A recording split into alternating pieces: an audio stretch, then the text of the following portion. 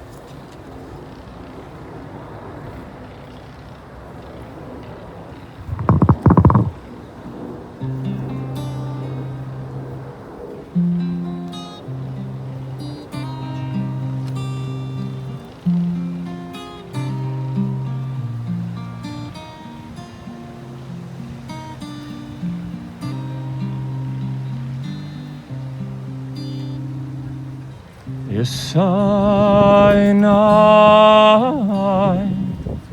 el heharim me'ayin yavo ezri Yesai el heharim me'ayin yavo ezri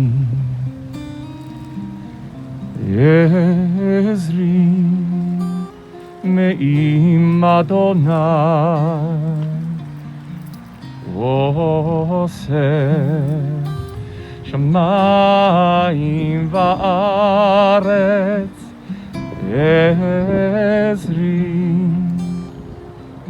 me'im Adonai oseh shamayim va'aretz Yisai el heharim me'ayin yavo ezri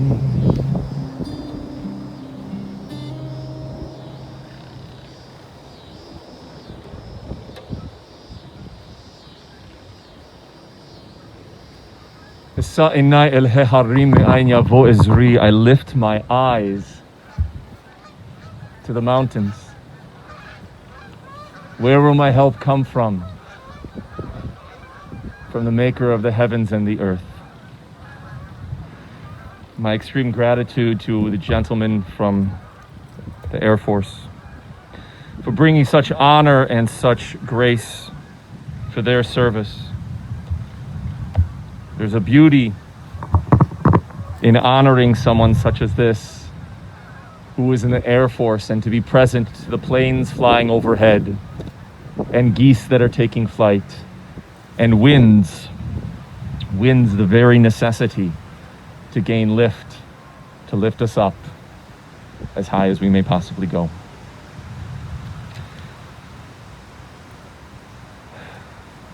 My friends, before we continue, I want to invite, as we have sort of cascaded over this way, it's perfectly fine if you're comfortable there, and if you care to fill in, as long as we leave us a pathway for our friends who are joining us from afar, you're welcome to do so as well, wherever seats fits comfort for you, as well as given our current space that we find ourselves in globally. If you do find there's a moment where you need to compose or need to just get a little more air than your mask is allowing for you to do right now, we just ask that you step to the side, take your mask off, do whatever is necessary. If you need to sit, whatever it be, we're here.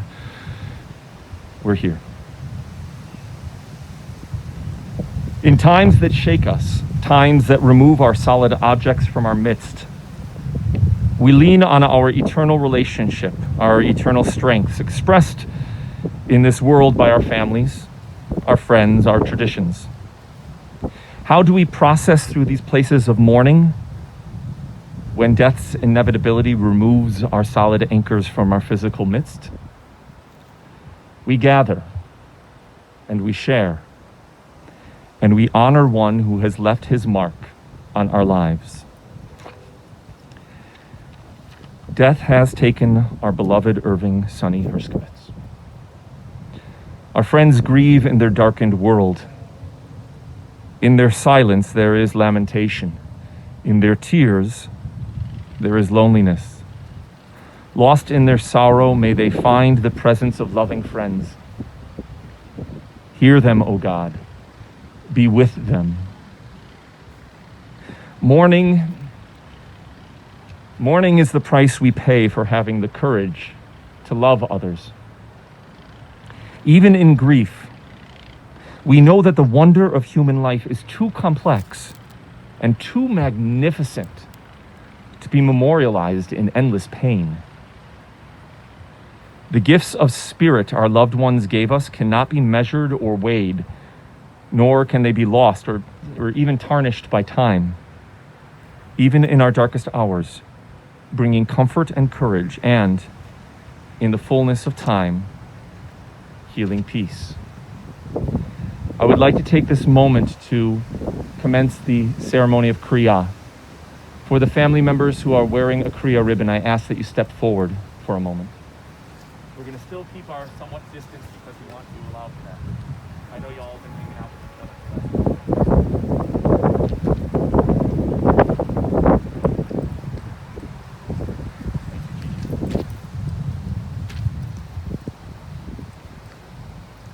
We recognize that when we lose someone such as Sonny, there is a rending, a tearing in the fabric of time and in our lives. We can't imagine a world, we haven't yet experienced a world without his presence. We have these ribbons that we wear that we can rend as well to show the world our inside pain externally. And we recognize that even the best tailor, even down on Taylor Street, would try to mend that fabric. But even so, there would still be that little line to see. Over time, some of the pain, much of the pain can go away, and we're left with the sweetness. But never are we without the mark of that person's life upon us. In a moment, I will ask you to rend that ribbon for yourself. But before we do, we say the words of our tradition that we say upon hearing of the passing of a loved one. Please repeat after me. Baruch atah Adonai Eloheinu melech haolam dayan ha'emet. Blessed are you, Adonai, our God, ruler of the universe, judge of truth. If you'd like, I can take you like there.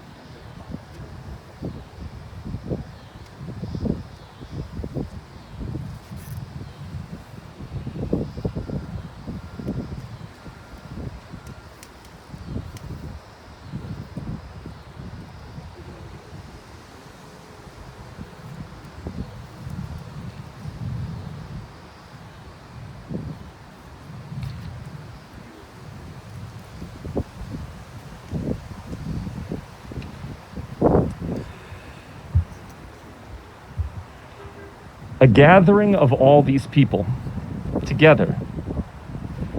And Sonny isn't working the room. Doesn't quite seem right.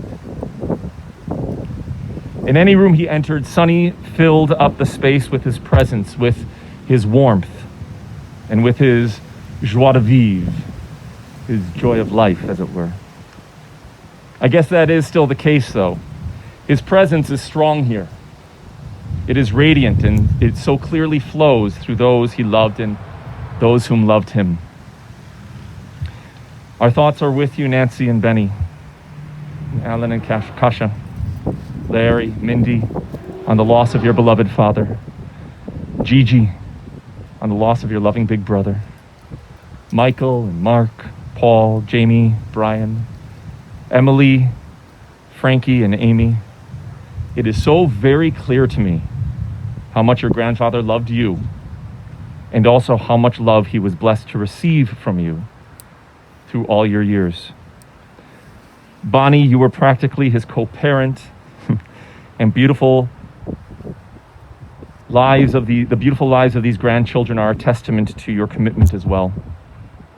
To his many nieces and nephews, grandnephews, cousins, family, and friends, whether by blood relation or because you were in the same room with him for any length of time and he was sure to talk to you, our hearts ache for your loss. The loss of someone so iconic, so rich in his love of life and the people who made it all worthwhile. I was not so fortunate as to know Sonny in life, but I truly consider it a blessing that I have come to know him through the stories shared with me by the family. Today, we will have the honor of reflecting on and hearing about his life through the loving words of his family, and we look to be buoyed by the comforts and wisdom of our Jewish traditions. We find comfort in those traditions and listen to the voice of our sacred scriptures that bring us the ever new message of God's nearness. It tells of our kinship with the Creator, in light as in darkness, in joy as in sorrow, in life as in death.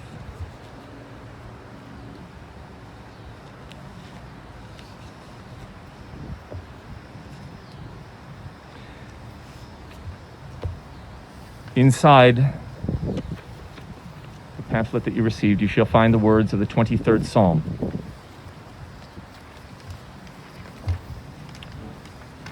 Let us join together. The Lord is my shepherd, I shall not want. He maketh me to lie down in green pastures. He leadeth me beside the still waters. He restoreth my soul. He leadeth me in the paths of righteousness for his name's sake. Yea, though I walk through the valley of the shadow of death, I will fear no evil, for thou art with me. Thy rod and thy staff, they comfort me. Thou preparest a table before me in the presence of mine enemies. Thou anointest my head with oil. My cup runneth over. Surely goodness and mercy shall follow me all the days of my life, and I will dwell in the house of the Lord forever. You who heal the brokenhearted and bind up their wounds, grant comfort and consolation to these mourners as they face their grief. Fill their lives with acts of loving kindness and truth, which serve as the genuine memorial to our dear Irving. The deep bond of love will clearly remain unbroken.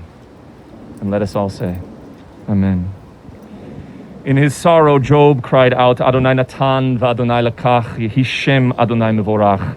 God has given, and God has taken away. Blessed be the name of God. An ancient people, we are well acquainted with grief and with the valley of shadows.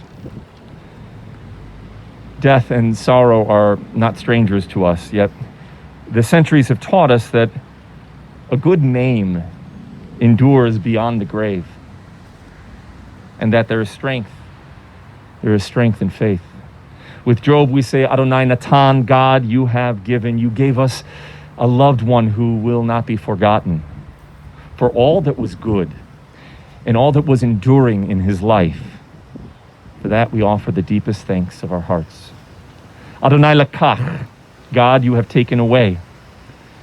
We pray for the strength to turn our broken hearts into an altar of trust before which we acknowledge your sovereignty and love as we now say, Yehi Shem Adonai mevorach. Blessed be the name of God now and forever. Friends, I offer for us to take the next few moments for our own moments of personal reflection as we visit with some of our memories of love of Irving, of Sonny, and his impact on our lives.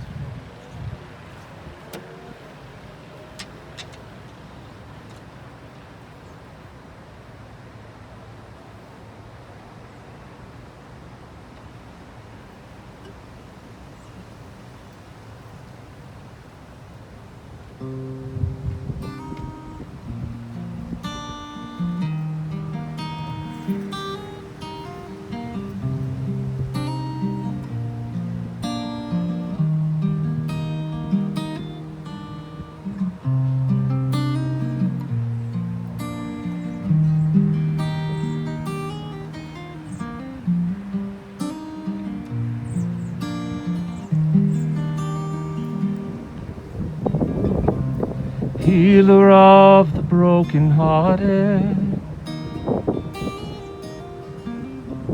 binder of their wounds, counter of uncountable stars, we know who you are.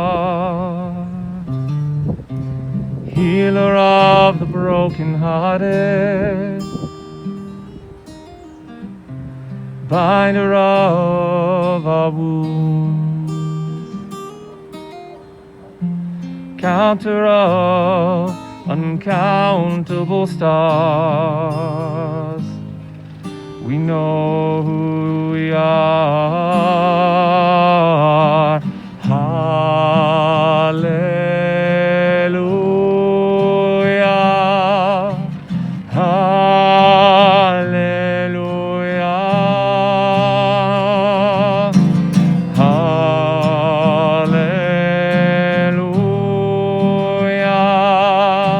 Hallelujah.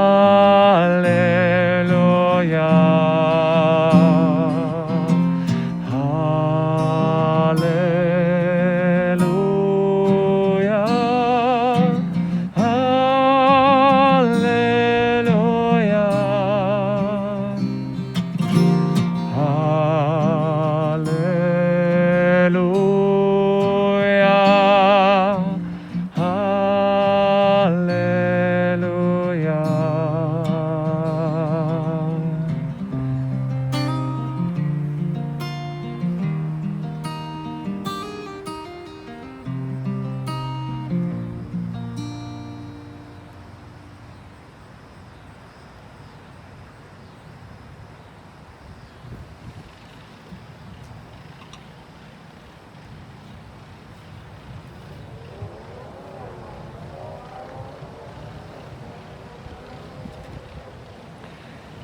It is hard to sing of oneness when our world is not complete, when those who have once brought wholeness to our life, when they've gone. And naught but memory can fill the emptiness their passing leaves behind. But memory can tell us only what we were, in company with those we loved. It cannot help us find what each of us alone must now become. Yet, no one is really alone. Those who live no more echo still within our thoughts and words, and what they did is part of what we have become. We do best homage to our dead when we live our lives most fully, even in the shadow of our loss. For each of our lives is worth the life of the whole world. In each one is the breath of the ultimate one. In affirming that one, the one, we affirm the worth of each one whose life now has ended, brought us closer to the source of life. In God's unity, no one is alone, and every life finds purpose. The recollections of a life magnificently lived are best conveyed through those who were formed by that life's work. It is my honor to invite Sonny's family to share their memories and love for their beloved Sonny. I would first like to invite Nancy. What you would prefer? Okay, great. I would first like to invite Al, for that matter.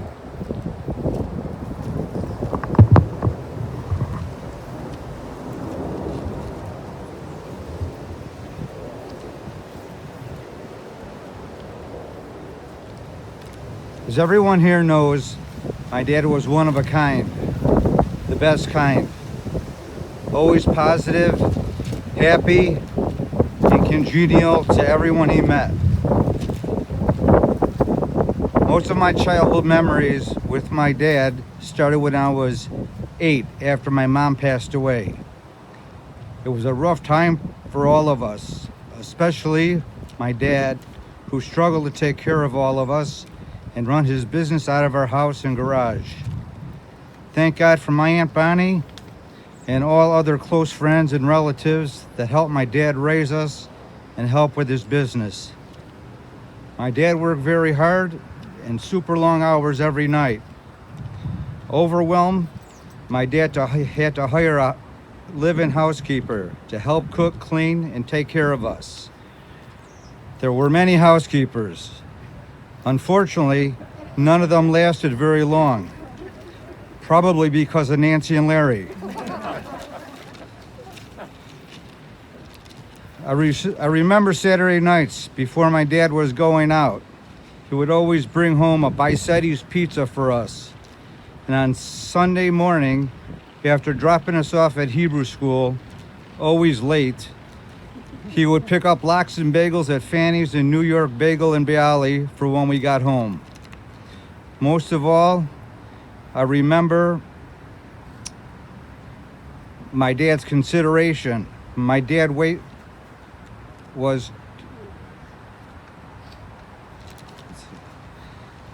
nice, considerate, and congenial, letting his best friend Buddy, who he loved, move in our house with us because he was having issues at home.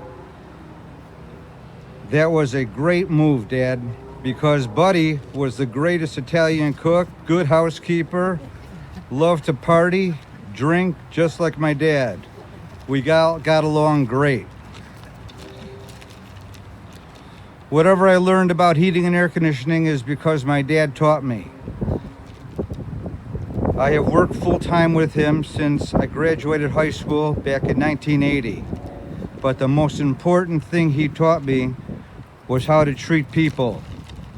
He always said, if you don't lie, cheat, and steal from anyone, and always treat people like you want to be treated, you'll be good in life. I live by that. I know that there's many very close friends and relatives that we have spoken to over the weekend, Larry, myself, and my sister, and due to this coronavirus have been restricted to come.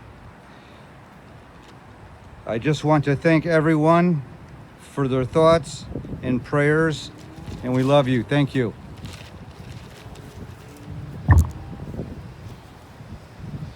Thank you, Al. It was necessary for me to hand back your kippah because it couldn't stay on your head with that halo you earned from being the one who was good to the housekeepers. That's good.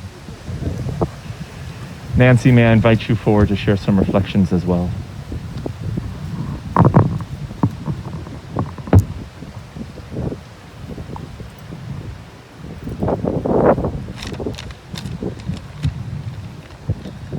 The best, awesome, smiling, the king, life of the party, zest for life, kind, loving, fun, generous. These are just some of the words that describe my dad and have been expressed by those who knew him. My dad was always there for everyone and genuinely loved people. He was usually the last to arrive as he was chronically late to everything. But he was always the last to leave. Any party, dinner, just anything, as he never wanted to miss out on anything. He talked to everyone and always offered advice, sometimes unsolicited and unfiltered, especially to those he did not know. People would meet him one time, but he always made such an impact on them. They would always ask, "How is your dad?" There's so much to say about my dad, but he was always there, not just for me, but for anyone. Good times and bad, no judgment. When I smashed his car at 16, he didn't ask about the car, only if I was all right. Never concerned about the materialistic things, as he said, they can always be replaced. This was why he was always asking, how are you? He always told me, don't hate and don't hold a grudge. Life is too short. And don't wait to do things. Do it now while you can. This is the way he lived his life. Always there to do anything, whether it was going out for a meal, babysitting, picking up Brian and Emily, going on vacations, going to a school event, or just going out with me to pick something up for work and go for a ride. He was always willing to go with the flow. It was never I can't or I won't. He just did it and enjoyed. The glass was always half full for him. This is how he lived life. He loved his family and his friends. I will always remember the good things. He is resting peacefully with my mom, the love of his life. I love you, Dad.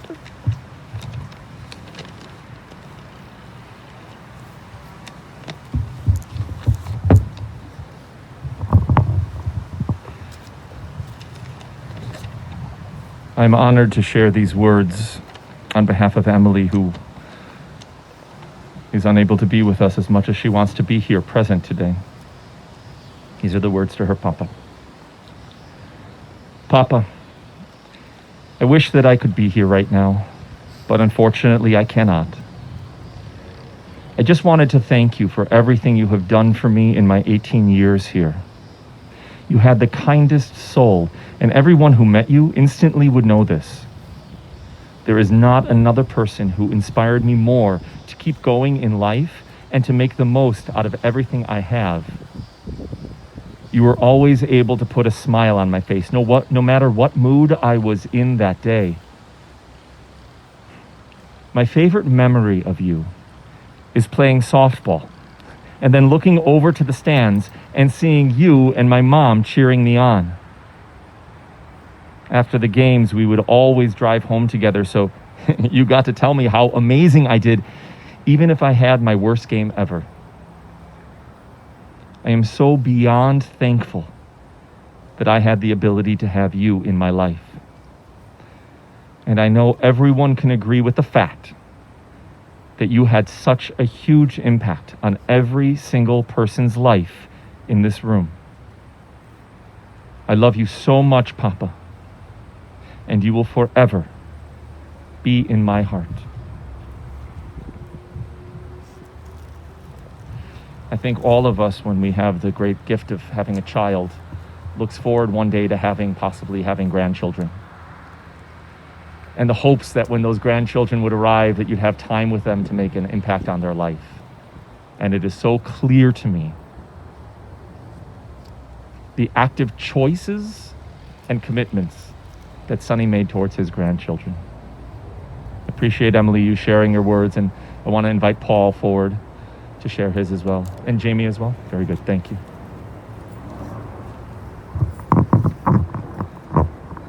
So many of you already saw what I wrote on Facebook. I saw what I wrote on Facebook. I didn't feel necessary to reread it, so Jamie and I decided to write a speech together. So this is on behalf of both of us.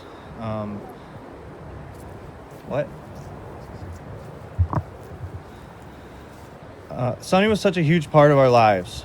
We'll be forever grateful for the close relationships that we had, and being the eldest grandchildren, we got a lot of extra time with him, which I'm really thankful for. He took us on vacation, sometimes leaving Jamie behind and me and him going off to Europe. He was always there. He never missed a graduation, dance show, choir event, high school dance. And as we already know, family was the most important thing to him and kept him going day in and day out. His appreciation for family and life has been deeply ingrained into both of us. There are no words, as everyone already said, there's no words to describe the effect Sonny had when he entered a room. Not only was he the center of attention, but he brought energy, hope, happiness, and life to anyone that had the privilege of being around him. Even if you met him one time, you'd never forget him. And I do want to add off the cuff that I lived out east for a couple years, and he visited one time. And my friends who I haven't spoken to in years, they all reached out to me yesterday from that one time that they met him, sending their condolences and how he was a legend. One time they met him. Even if you met him once, you'd never forget him. He was a true icon. He wasn't just Papa Sonny to us, but a grandfather to all of our friends. Every weekend in high school, he would take us out to breakfast, and after, he would take Jamie shopping, sometimes me. And he loved talking to everyone he passed by in the store and would give them unsolicited advice. We remember strangers telling us how lucky we were to have him as a grandpa. Anytime we had a bad day, Sonny was just a short ride or phone call away and immediately made us feel better. We'll always remember just sitting with him, laughing, joking, and having fun together. He was so full of life. He always had a smile on his face, and he never complained. However, he was always late. Whenever we wanted him to meet for dinner on a Saturday night, we would have to tell him that dinner was at 5 sharp and he would be there by 6:30, just to get him to show up on time. He needed plenty of time on Saturdays, as he would spend hours in the bathtub, smoking cigars, listening to Frank Sinatra, reading his National Geographic magazines, figuring out where he wanted to travel to next. And of course, he would fall asleep in the tub. There were too many times where I was tasked by my mom or dad to figure out, where the hell's Sonny? We can't get a hold of him. So I would drive over there or get dropped over there, and expecting the worst, I'd find him passed out with a cigar in his mouth in the bathtub listening to Frank Sinatra on full blast. It happened too many times. There are countless life lessons that Sonny taught us. Here's a few we would like to share today. He taught us, if we wanted to do something in life, not to wait, to do it now. There's never a tomorrow. Don't worry about the small things. And of course, no tattoos or drugs. He also always said it was important to have cash on you at all times. He would say, Jamie, Paul, do you need money? We would say no, and he would still give us money when my mom wasn't looking. He was always looking out for others and making sure everyone around him was okay before he worried about himself. Even in his final days, just a couple days ago, he didn't complain once, and he was more concerned with making fun of the bingo game going outside of his room. He was the life of every party and wanted every celebration in life to be a party. There was nothing, this is from Jamie directly, there was nothing more I wanted than him to see me walk down the aisle. The last time I saw him, we talked about how he was going to get a new tuxedo and dance. He will be in our hearts on that day and forever. Papa, you were the absolute best, and we will always miss you.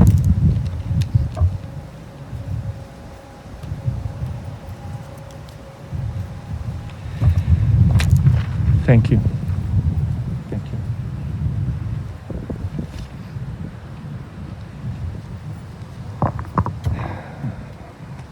This week, the Jewish people all around the world have come to an extraordinarily unique time of the year. With last week's celebration of Simchat Torah, we completed the annual cycle of reading our beloved Torah. And that means that this week, we start at the very beginning once again. You have another, oh, I'm sorry, Brian, I did not realize. Please come forward. I'm going to pause my reflections. So we start at the beginning, and with you. Papa, there will truly never be another person like you. You were larger than life. You're the best breakfast partner anyone could ever ask for. Veggie skillet, easy potatoes, sliced tomato on the side, Greek toast, and a gallon of coffee. You taught me about life, how to be a good person. Never cheat people, always be kind, and everyone is always your friend, unless they give you a reason not to. Whenever I had any doubt in my life, you always told me the same thing. Just do it. You won't always be able to, so go while you can. When there was a difficult task in front of me, you always told me if the last guy can do it, so can you. And you practiced what you preached, with more conviction than anyone I've ever met in my life. Family or complete stranger, you made sure to reach out with kindness to everyone that came across your way. There isn't another person with your aura of positivity. Told me that every day is a good day, as long as the sun comes up and the birds sing. You were the kindest human being I have ever met. You were a hero to me and one of my best friends. You were always there for me from the time I was a little kid. At every concert, every graduation, every ceremony. Taught me how to drive, took me down the Edens when I still had my learner's permit, not even going anywhere, just to scare me a little bit. Remember sitting on your lap when I was a little kid, steering AA service trucks around alleys. And I always loved going on jobs with you when I was a kid, even though that just meant driving to the bank, because I got to spend a little bit of time with you. You always had my back. I don't think I could do any wrong in your eyes. Anything I ever needed, you were the first to offer up help, but not just to me, to everyone you knew. It's the kind of person you were. No one had such a profound impact on every person that they met like you. We're gonna miss you, Papa.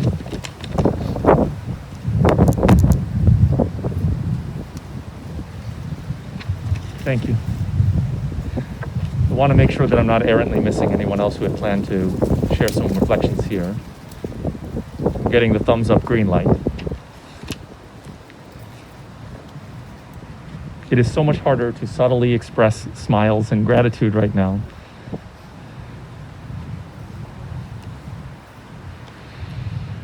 So I was reflecting on the beginning of the Torah cycle, and it's very interesting that the beginning of the Torah, you may know, starts with an elaborate description of creation, of making something out of nothing and making the whole thing work.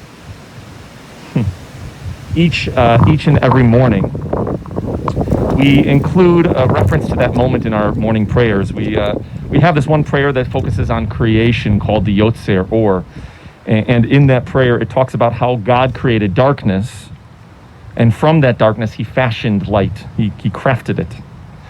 The rabbis teach that God is the only one who can create something out of nothing. The darkness described in the Torah came from nowhere. It just was. But the light, that God fashioned from the darkness. Those rabbis say that we as humans, the best we can do is fashion something out of what we've been given. Everything we create as humans, well, that came from something that was already here, given by God. That may be so. Man may only be able to craft. But what a sight it is to behold when someone takes what he has been given and crafts a life so amazingly beautiful. Sonny Herskovitz, Sonny Hirsch, was a master craftsman in life. Sonny was born more than 89 years ago as the fourth of 5 children, with his beloved Gigi as his younger sister. Despite the constant teasing and playful fun that he would direct towards Gigi, his love was never a question. In fact, it was paramount. Sonny was always considerate, always asking, "How are you? Do you need anything?" Sonny's family grew up on Taylor Street as a Jewish family in a predominantly Italian neighborhood. A tight-knit group, the kids, the children, would hold hands as they crossed the street, each person sure to be connected to another. That seems so fitting. Family was what mattered. Love and being around the family, that's what mattered. He loved the old neighborhood. He loved the feeling of being around people and knowing everyone in that neighborhood. Throughout his life, as his world expanded beyond the old stomping grounds of Taylor Street, it seemed that Sonny was still trying to live in the neighborhood with all his people. He just made the whole world his neighborhood. And he was determined to get to know everyone in it as well. As he grew up, Sonny noticed Pauline. She was known to him through the extended family. By that I mean that Pauline's mother's brother was married to Sonny's mother's sister. I spent a good 5 minutes figuring out how to type that one out. If that isn't old school neighborhood stuff, I don't know what is, really. However, they came to be hanging around each other in childhood. Sonny later said he always had the hots for Pauline. Can I get a witness? Thank you. She didn't have the hots for him. She didn't have the hots for him. Not at the beginning. It takes a little while for people to warm up sometimes. After serving time in Alaska during the Korean War, Sonny and Pauline married and began their family up in Skokie. Even though he was married, Sonny still made a point to stop by his parents' tailor shop to shovel coal into the furnace to make sure they were warm and need not have to do it themselves. How about that? Sonny Herskovitz got into the heating and cooling game early, and all in the effort to care, to provide, to ease, and to love. I am near certain that his care for his customers, his co-workers, everyone who felt the impact of his work, all felt a receiving of that same love and care. Nancy, Al, and Larry grew up in that loving home, and one where their father received calls from everyone to fix everything. He was that go-to person, the one that we all want to have. If you didn't know how to make something work, call Sonny. He would come. He would make it better. He was a jack of all trades, a master of all trades. He could look at a situation and know how to make the best of it. When the massive snowstorm of '67 hit, Larry told me, he figured out what to do with all that snow. You build an actual igloo for your kids outside. You have to go on a service call with the kids and they're with you? No problem. Bring them with. Teach them the trade. Teach them the skills they need in life. Those skills weren't just about how to fix things, but as Al, you just said, they were about how to treat people. Be kind to everybody, no matter what. He also taught the kids another valuable lesson: patience. Sonny was a great judge of many, many things, but it seems that measuring time might not have been one of them. Lovingly, Nancy, Al, and Larry shared with me stories of waiting to be picked up by their father, or of Sonny telling the boys that he was going to run into a house to do a quick service call, and he would be right back. It's apparently a subjective amount of time, right back, and sometimes meant 3 to 4 hours. A couple boys stuck in a cold van for hours with nothing to do but stare at the juicy fruit gum and the Wrigley spearmint, or maybe the half-smoked cigar on the dash. Larry figured out what to do, apparently, and tried one of those cigars once. I'm not sure if that changed Sonny's willingness to leave you boys out in the car on future runs, but it's a heck of a good strategy, Larry, I gotta say. I was thinking about those cigars last night. Sonny loved his cigars. Not cigarettes, but cigars. The name cigarette, it almost implies the difference between them and a cigar. A cigarette is a mini cigar. It is meant to be smoked quickly, intentionally, and then be done with. A cigar, that's a different animal altogether. That is meant to be savored, to be languished over, to be enjoyed. A cigar hangs around you for a long time. It is company. It is not a quickly experienced thing. That seems to sum up Sonny's view of life. He was never going to leave that room quickly, as noted. He was never going to leave that party early. There were more people to enjoy, more conversations to have. There was more life to languish over, and more loved people to savor. Sonny never wanted to miss out on anything. Maybe that's why he was a night owl. Speaking as a night owl myself, I've realized that the night owl is convinced that there is always more to experience and enjoy. And that as soon as you go to sleep, that's likely when all the good stuff's going to happen. Life is for enjoying. Sleep? It's not that interesting. Maybe that's why he stayed up. That, or maybe it was Brian, those gallons of coffee that you referenced. During those late nights, Sonny would love watching his old movies and taking in the great works of Sinatra and Dean Martin, as noted. After Pauline's tragically early death, Sonny was so fortunate to have the support of family. Bonnie, the whole family shared with me how amazingly you stepped in to help raise the kids, to help with the business, to be a mainstay in their lives. Simply amazing. As said, Sonny was the guy that everyone called. Why was that? Well, again, because he knew how to fix things. He knew how to make them work. And that's not just a skill that applied to machinery. That applied to life and life's problems as well. He just knew what you needed to hear and how to say it. In a way, he was the central authority people trusted and valued. He was the mayor. That certainly was true in any room he entered, any restaurant, any party. If he walked past you, he would chat you up. I laughed as I thought about how he named his wonderful heating and air conditioning business AA Service Company. He chose AA so that it would be the first company alphabetically that you would see in the phone book. It's a great business move, but I realized that also made him the greeter for anyone who looked in the phone book. The guy even became the mayor of the Yellow Pages. Everyone seemed to love Sonny, and Sonny seemed to love everyone. Maybe that's why his employees and coworkers, even from way back in the 60s, would still call to check on him. Mindy, you talked about meeting your future father-in-law for the first time over 30 years ago and how it was love at first sight. Despite the losses he suffered in his life, Sonny just maintained this amazing attitude and positivity. It was a thing to behold.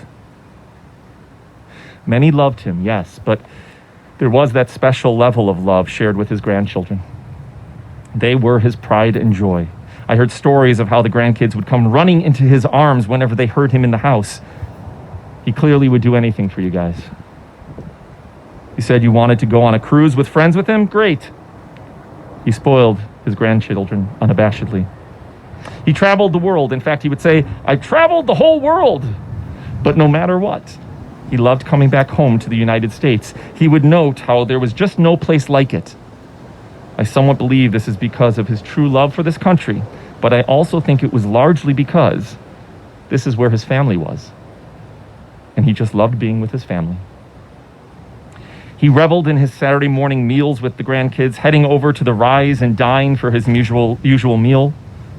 I love that Sonny, who rarely woke before noon, would regularly eat at a place that was named as a play on the words Rise and Shine. That is just fantastic. As he was for the generations that preceded him, Sonny was the source of sage advice and life lessons for his grandkids. Paul shared with me the story of the day you first got your driver's permit. At 15 years old, you called your grandfather to excitedly tell him of your accomplishment, and you said that he immediately came over to take you out driving. Should they head to the slow and steady side streets? Nope. It's time to go right out onto the Eden's Expressway, you said. Terrified as Paul said he was left instilled with several of Sonny's tenets. Do it while you can. There's no tomorrow. Do it while you're healthy. Life is now. Seize the opportunity. Later in his 20s, Paul said he considered a new business venture and was thinking about pursuing it later on that year. Sonny would hear none of that. Get to it, he would advise. If others can do it, so can you. You can absolutely do it. Why the side streets when you can get on the highway of life? And people felt confident getting on that highway of life because if their metaphorical car has a breakdown, they knew who to call because they had Sonny on their side, and he knew how to fix things. He knew how to fix all things. As Paul said to me the other day, I would consider him like a second father. And that's who Sonny was for everyone. He was a source of caring. He was a source of wisdom. He was solidity. He was grounding. He was our teacher. That's what also strikes me about where we find ourselves today. Earlier I mentioned how we came to the end of the Torah reading and started newly, but in order to do that, that means we came to the very end of the Torah last week. The end of the Torah is fascinating, as it tells us about the death of our greatest teacher, our greatest leader and prophet, Moses, a man who understood how this whole thing worked better than any of us. He was our conduit to the ineffable presence of God, which may be best shown through love, through community, and caring. The very last lines of the Torah alluded to his greatness, and I found myself thinking of these words as I reflected on the life of this great man, on the life of Sonny, a man who was filled with the zest of life, the glow of love, and the joy of his friends, and really anyone he had the chance to meet, all the way up to the end of his days, undiminished by age. The Torah says of Moses, and Moses was 120 years old when he died. His eye was not dim, nor his natural force abated. And the children of Israel wept for Moses in the plains of Moab 30 days. So the days of weeping in the mourning for Moses were ended. And Joshua, the son of Nun, was full of the spirit of wisdom, for Moses had laid his hands upon him. And the children of Israel hearkened unto him, and did as God commanded Moses. And there has never arisen a prophet since in Israel like Moses, who God knew face to face. We read that passage, that very ending of the Torah, on the morning of Simchat Torah.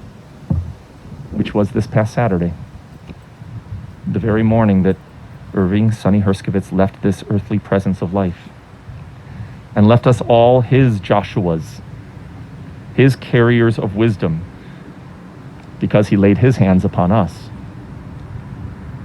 I like to think that Sonny is now sitting face to face with God as well, and that those heavenly heights are glowing just a little bit more radiantly because Irving Herskovitz has entered the room and is likely holding court at one of those tables. I hope for all his beloved friends and family that one day you have the joy of sharing that table with him once again. And enjoy, as you said, Brian, while he orders a good veggie skillet, easy potatoes, a couple slices of tomato on the side, and some Greek toast, or maybe some pancakes with some sugar-free syrup. Heck, honestly, maybe even some sugar-filled syrup at this point. But don't forget the coffee. Zichrono livracha. May this magnificent example of life, love, wisdom, and caring live on through his descendants and all who have known a true messenger of God's love and work on this earth. Irving Sonny Herskovitz. A man who met adversity and challenges yet remained undaunted by his commitment to others. May this memory be a blessing, and let us all say, Amen.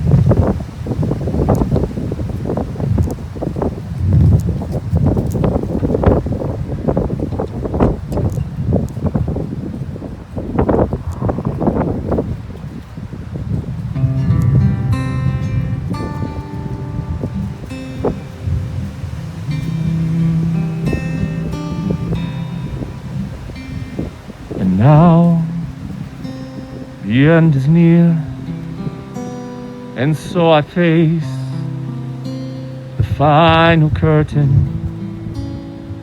My friends, I'll say it clear, I'll state my case, of which I'm certain. I've lived a life that's full.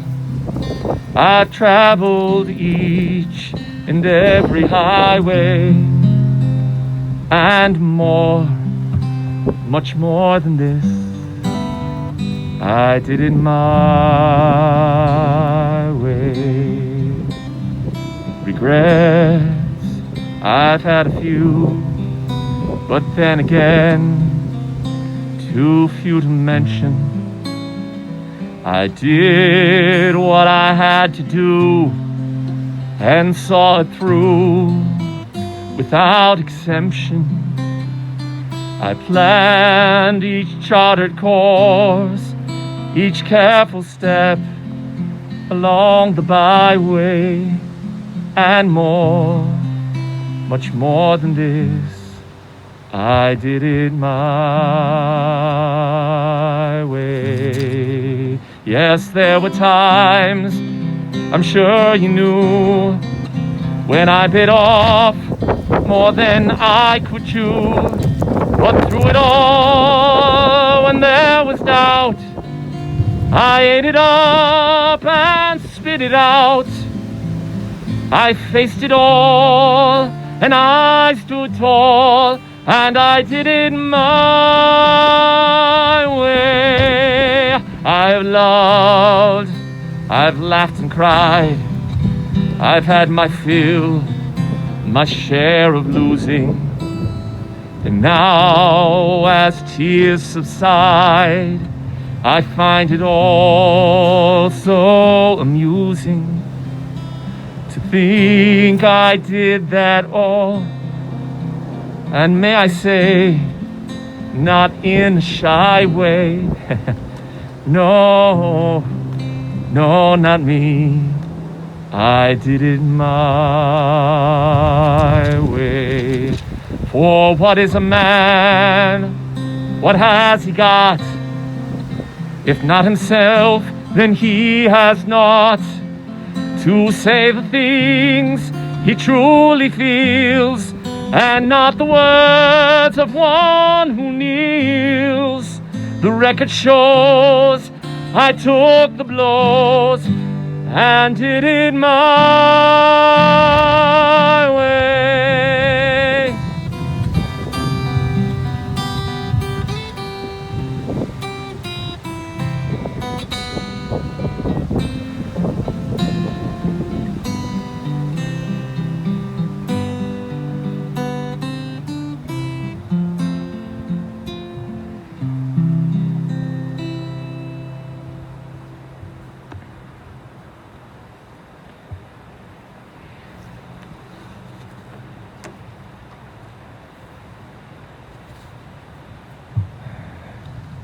My friends, in a moment I'm going to ask for those who are able to rise physically or spiritually, as we prepare for the traditional prayer for the departed El Malay Rachamim.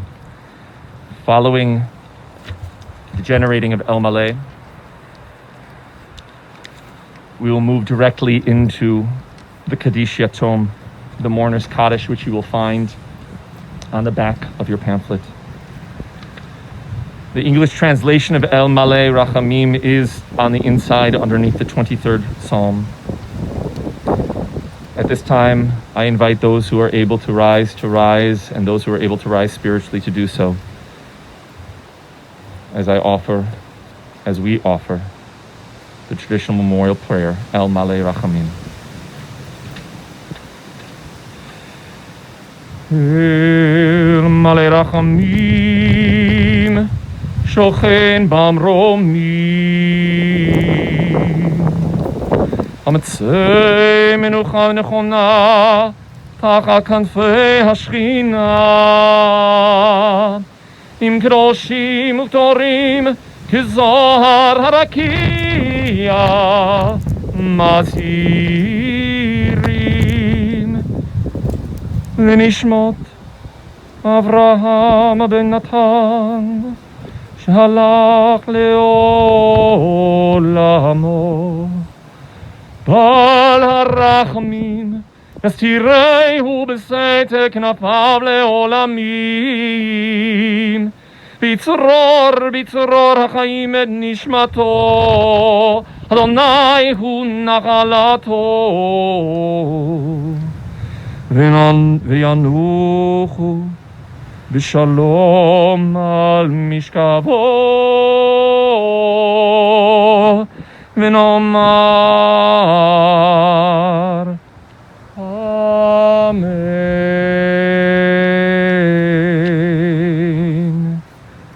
O God, full of compassion, thou who dwellest on high, grant perfect rest beneath the sheltering wings of thy presence, among the holy and pure who shine as the brightness of the firmament unto the soul of Irving, Sonny, Herskovitz, who has gone unto eternity. Lord of mercy, bring him under the cover of thy wings, and let his soul be bound up in the bond of eternal life. Be God's possession, and may his repose be peace.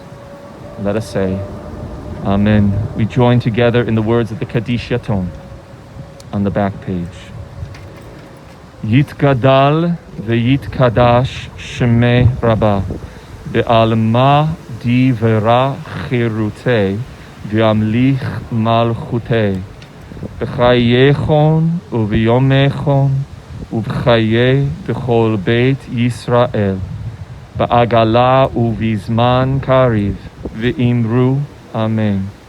Yehi Shmei Rabbah Mevarach le'alam ul'almei almaya.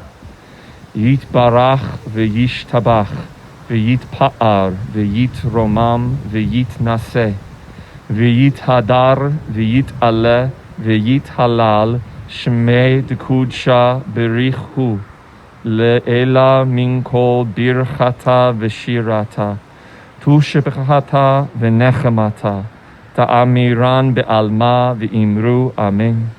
Yehi shalama rabba min shemaya ve'chayim aleinu ve'al kol Yisrael ve'imru Amen. Oseh shalom bimromav hu ya'aseh shalom aleinu ve'al kol Yisrael ve'imru Amen. Oseh shalom bimromav hu ya'aseh shalom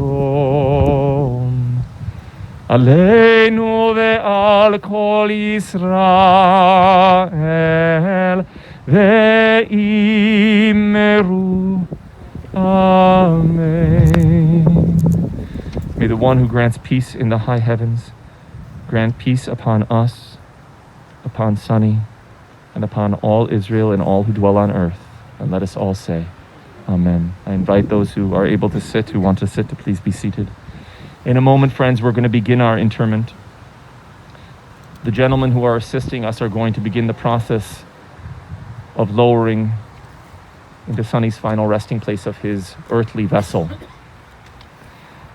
I find it important for me to realize in the loss of my own at times that this is but just the earthly vessel.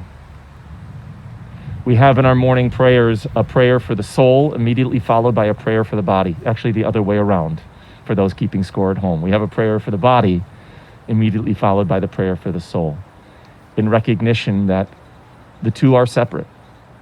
The two comprise the whole. We do not know what lies on the other side of the liminal space when the body is no longer holding that as the vessel. But I heard a colleague say beautifully, when you refer to Sonny, it can be confusing whether to use the present tense or the past tense. Feel free to use the present. For when you're thinking of him, when he is present for you, when you're having conversations with him on your own, when you're living his advice and hearing it, he is present. It is an is. It is not a was.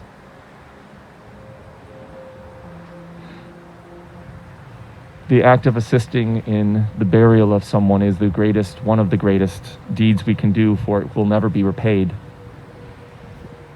As parents, we tuck our children in at night to make sure they are safe, and similarly here, we do that for one who has taken care of us. We tuck them in, but we also carry them with us.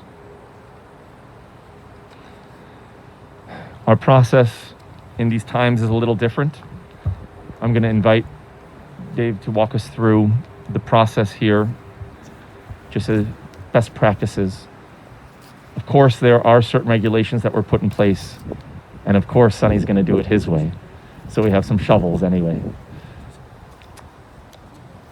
Dave is going to offer for those who want to use the shovel, gloves to use. We have to be respectful that we just don't leave the grounds here concerned that they are being conduits to any passing of anything.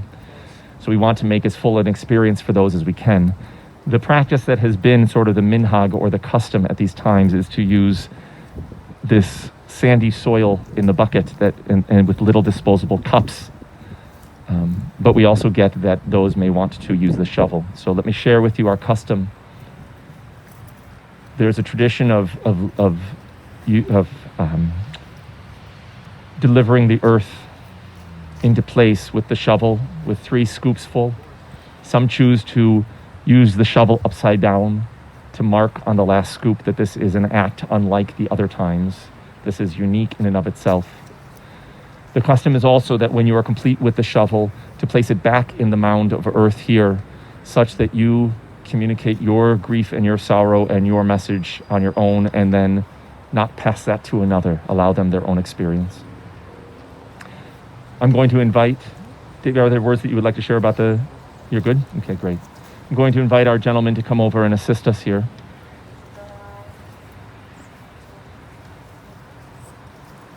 As we prepare, as this is lowered into place, when the time is appropriate, we will move forward to our participation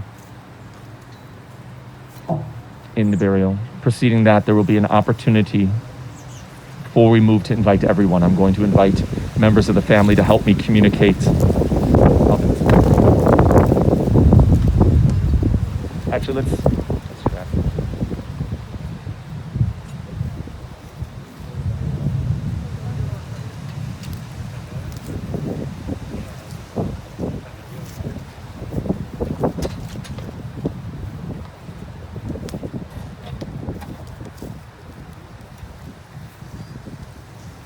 The gentlemen are going to be so kind as to lower it down about even.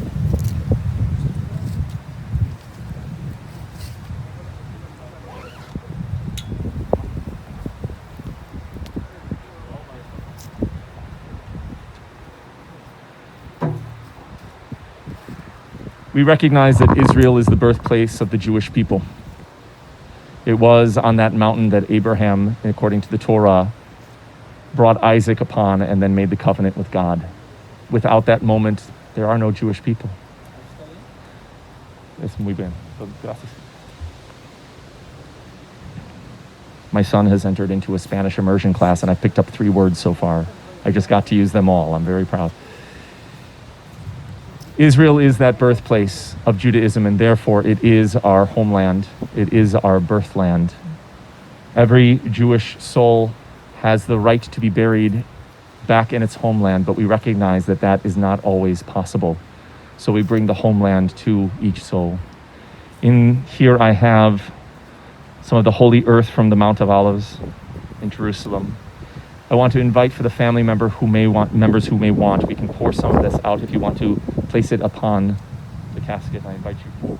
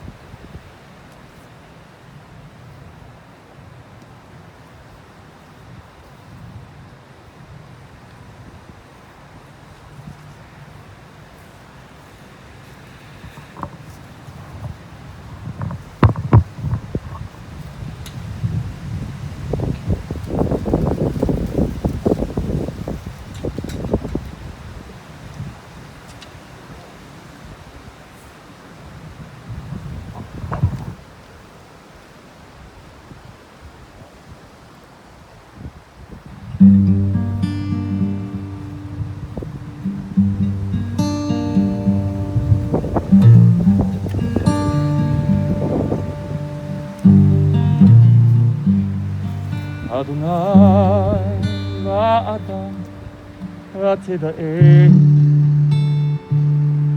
v'neno v'shpeh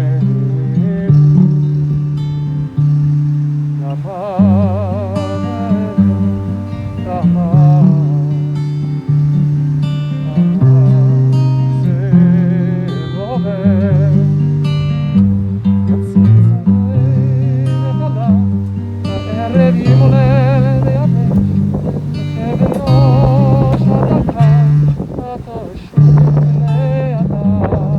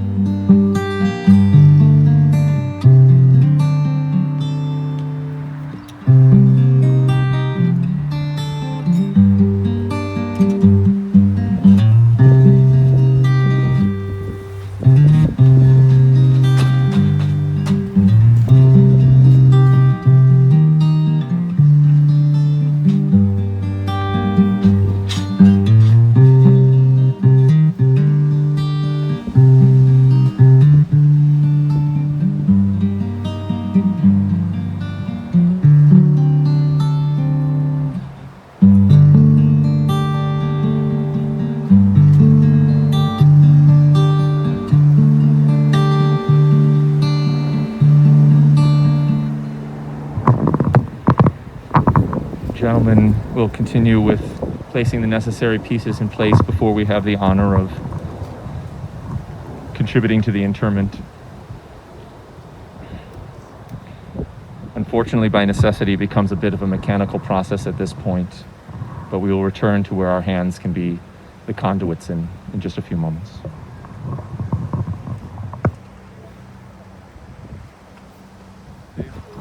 But I invite you, if you would be so kind, while this process is unfolding, I will chase down the Yamakado. If you could explain everything taken care of around the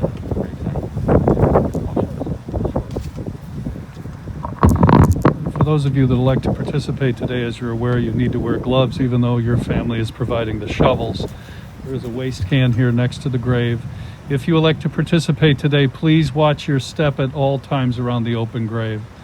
Also, the customary tradition, if you elect to participate, is to place 3 or more shovels of earth into the grave and then replace the shovel into the dirt. Do not pass the shovel from person to person. Participating in the burial of a loved one is one of the highest of all mitzvot in Judaism because it's an act of kindness for which you can never be thanked. If you do not wish to participate, there is no necessity to. There is no offense if you elect not to participate. However, if you do, please be careful around the grave. Thank you.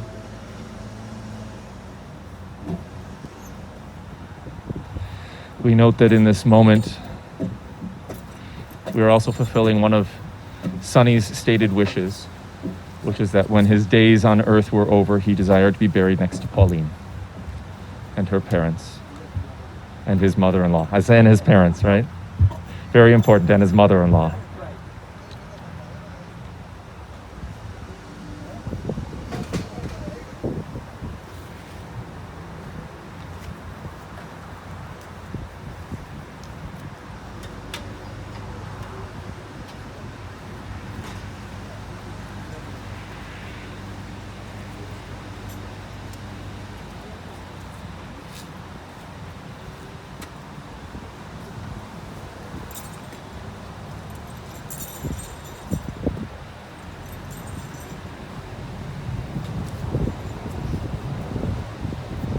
I would like to invite Sonny's immediate nuclear family to come forward first, and the rest of us can certainly, all of us are family, but we can proceed afterwards.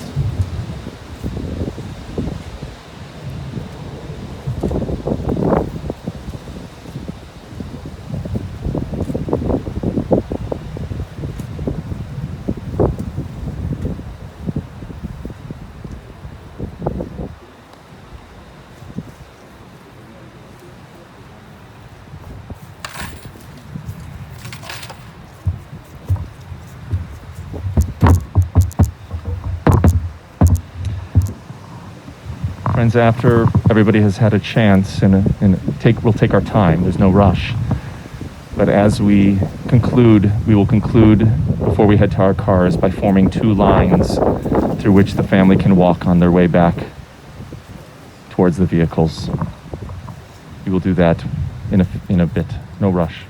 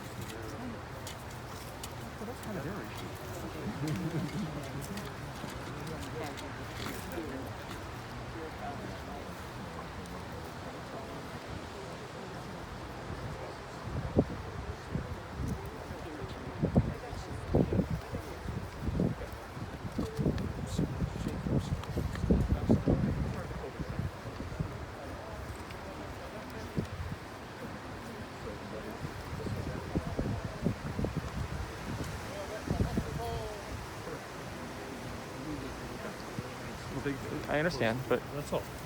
This is.